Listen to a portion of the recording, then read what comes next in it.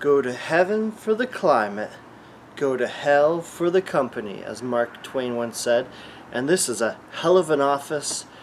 Man, you won't find many offices like this one. It is literally in hell, and the guy in charge, the big boss, is a devil for sure. I'm not sure if he's the devil. So it's a super fast FPS parkour speed running game set in hell, and you're a frustrated office worker in hell where the game expects you to rocket jump and blast through a hellish setting to outrun the rising lava below. And the lava really does rise really quickly, so get ready to make mistakes and speed up. Your only weapon, funnily enough, is a trusty stapler, which is quite funny. Obviously a reference to Office Space. And you start in a lava hell, and then you start seeing other hellish office environments. So there was one where there was a tall cabinet, and you're trying to avoid the different objects around the office on these different platforms. So it does change. It's not entirely just hell. It's not like CM, which was the other speed running game that came out a number of years ago now, I think 6 years ago. You know, the sky-high dull gray cabinets.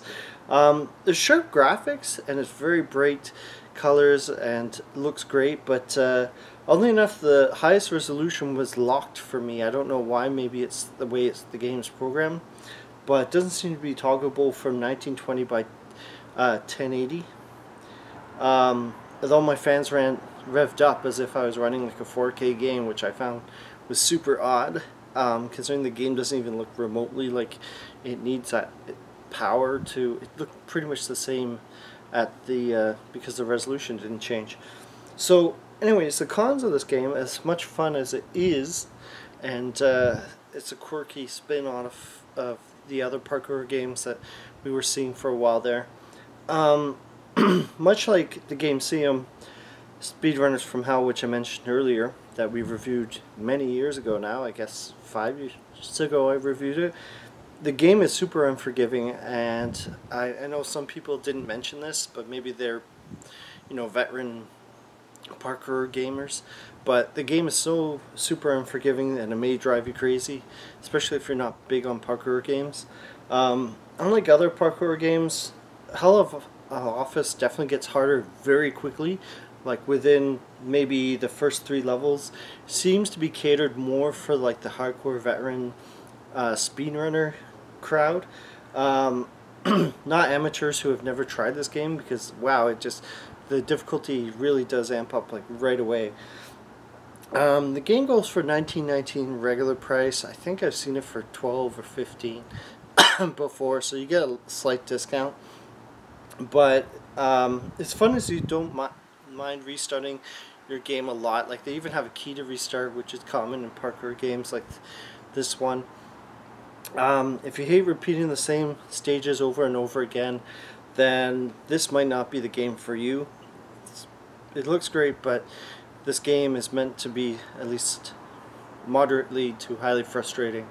And there's different worlds. There's like, I think there were 5 or 6 worlds with like 5-10 stages each, so there's quite a decent number of levels, but yeah, the difficulty is high like right away.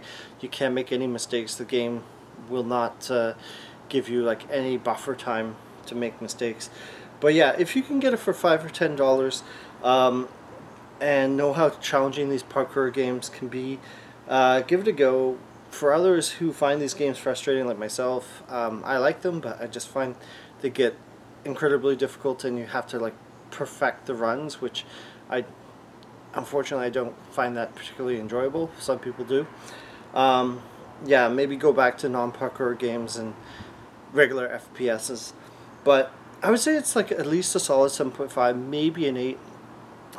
It's just its difficulty will put off most gamers, except for the most devout of gamers. So anyways, keep on running, keep on gaming, and that's a hell of an office. Alright.